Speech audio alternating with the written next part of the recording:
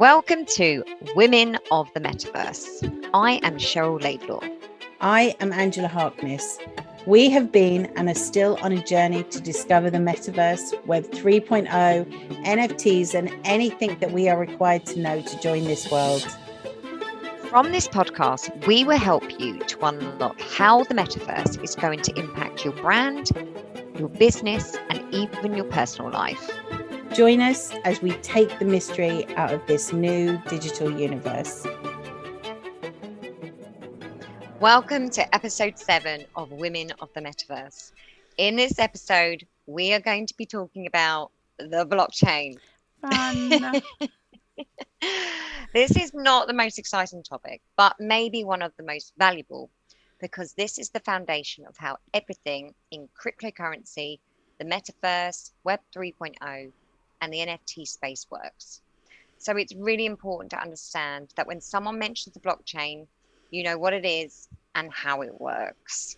So Angela, please give us a little bit of background, please. Okay, here we go. Listeners fall asleep. In 2008, Satoshi Nakamoto published a white paper called Bitcoin, a peer-to-peer electronic cash system. And we'll put a link to the PDF in the show notes. It's only 9 pages long. Some of it's about his vision. Some of it's a bit technical, but it's not very long if you wanted to have a read of it. The concept was to have payments go from one person to another without going through a financial institution like your bank. If you think about any administration in your life, there is always an element of process. And many of these processes are so cumbersome and incredibly time consuming and always require a third party intervention. For example, we may have all gone through buying a house or a flat. You need a solicitor, a surveyor, a mortgage, which involves a bank and or a mortgage advisor. And there still ends up being trouble. I'm always amazed that in 2022, we have boundary disputes still. How are we still having boundary disputes if all this paperwork has been changed and gone through solicitors? It doesn't make any sense to me. So it's that kind of intervention he wanted to stop. So his vision was to put in place something where the technology would provide the proof, therefore allowing two willing parties to perform a transaction without the need for a trusted third party. And from this paper, blockchain was developed. There you go. So, Cheryl, do you want to explain why he originally wanted to develop this? Great. If you've come this far, just stay with us, guys. Well done. You know, you can do it, okay? So the blockchain was originally developed for people to mine, buy, and sell Bitcoin. Despite the fact that people say blockchain, there is actually more than one. But blockchain isn't just technology to store financial data. This is where it becomes, and is still becoming, so powerful because it can be used to store art, the buying and selling of NFTs, and it can be used for contract exchanges. You will see this in the future when you may buy a house or sell a house. You'll be using the blockchain technology rather than the standard contracts that are in place today. I mean, hallelujah, right? If that's going to make that streamlined, then that could take months and months off the process. Absolutely. I think mine took about 4 or 5 months. It's crazy. Mine too. It could be used to store medical data. So at the moment, your records are stored in different systems in different clinics and hospitals. The blockchain will enable files to be kept in a way that all medical sectors will have access to your medical data. Imagine going to the doctors and then not actually saying, "Oh, we've lost your files." Oh, it would be amazing. Would be amazing just for them to have it to hand. Exactly. How many times have your gran, your mum, your dad, yourself, and we can't find your records. Yeah. So hopefully this will be the future. Yes. So how does it work? How does it work, Angela? Let's get into the technical This is really the fun bit. This is really it. So the first block on the blockchain is called Genesis, which I only found out the other day. So that's interesting, right? Each time a transaction is made, data is recorded on a block. and they link together in date and time order in a chain, hence the name blockchain. Each block contains simple information. For example, if the block is to do with cryptocurrency, the block would record who sold it, who brought it, the currency, and how much. And then it is always time stamped. If you then wanted to make a chain to one of those blocks, instead of the block changing itself, a new one would be added, which would record what happens, and then again its timestamp, and the chain continues. So one of the factors that's always talked about with blockchain is it's how much more secure it is than the current system. So 3 factors that kind of help to make it more secure. So one of them is called hashing. So when you buy something on the blockchain, the purchase uses a unique address. So rather than use your name and the seller's name, you have what's called a hash, and it's a unique address within that blockchain. So the block records the buyer's hash and the seller's hash. So because it's a chain, if you then try to hack into it and try to change it, you would need to make sure that you changed all the unique hash addresses so they all kind of married up. And this is where it starts to get more difficult to hack into a blockchain. The next is what's called proof of work. Now, again, this is highly technical in the background, and we really are just trying to scratch the surface here. So proof of work is really just Angela. Keep going. Thank you. Proof of work is just a really complex puzzle that takes place in the background to verify the purchase of that transaction. So again, if somebody went into a block and tried to change it, the proof of work would go on in the background and go, this something doesn't fit in this puzzle. Imagine doing a Sudoku and trying to put 2 the same numbers in a block. It wouldn't let you do it. The Sudoku wouldn't work. The same sort of thing happens with blockchain. It would just say, no, something's not right here, and it won't verify the proof of work. So the block can't continue at that point. And then the other thing that makes it very key is that blocks are not held on one central computer. One block can be distributed across the network. So you can't just hack into a server and, hack the files, because the blocks are held all over the place. So today, using blockchain, you could buy a piece of clothing you wear at an event in the metaverse. It could be a cocktail you buy at a Wish of Vodka party. Listen to episode 5 if you don't know what we're talking about. And it could be a contract to buy land in Decentralised, or it could be cryptocurrency. So that's kind of just a very quick high level view of what it is, how it works. So explain to the listeners though, because trust is an important part of this. So why is trust so important, Cheryl, when it comes to blockchain?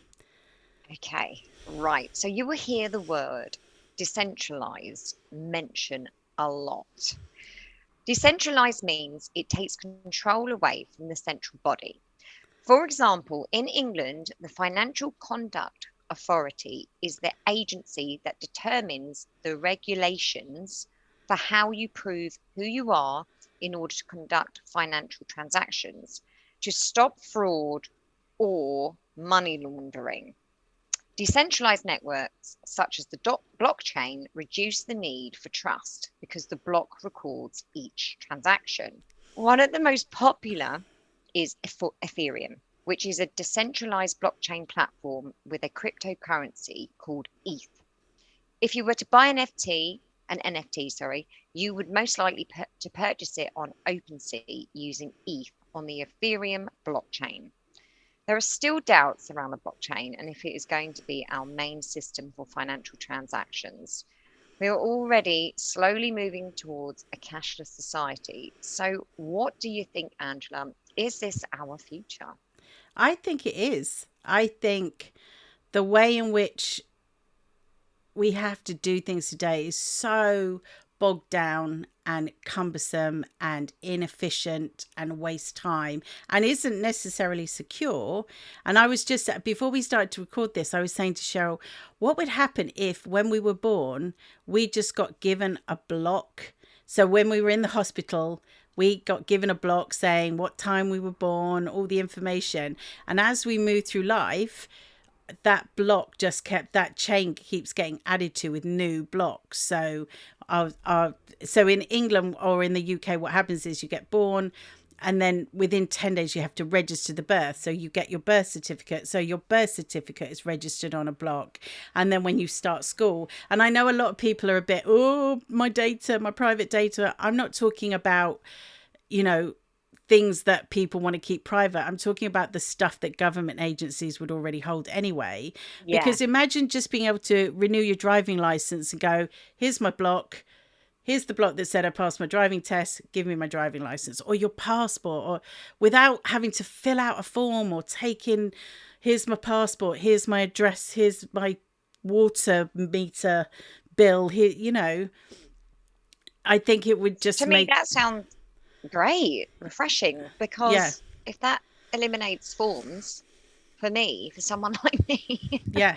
I'm sure there'll be some kind of form filling, but it just sounds like this is the future, really. It sounds like a seamless process. I mean, I think there would be a lot of people, for example, solicitors that might go, hang on a second, we make a lot of money from buying and selling houses, but there is a need for more efficiency in this process. There's Yes. and this kind of centralized, where you could hack a server, the fact that this can record data in the way it does. The only thing I would say about the blockchain, which I imagine they would kind of deal with over time, is how much processing power it uses just to run a blockchain is phenomenal. So that's something that definitely needs to be looked at. But the concept, I think, works much better than what's in place at the moment. What do Yeah. you think? I mean, if I'm honest, I really dragged my feet about doing the blockchain so early. I just Yeah, to you have to did. You didn't want research. to do it. I didn't. I really didn't want to. But again, after researching and the penny dropping and finding out more about the history, not that, it's only the last 7 years, or is it longer than that? Longer than that. That's the metaverse.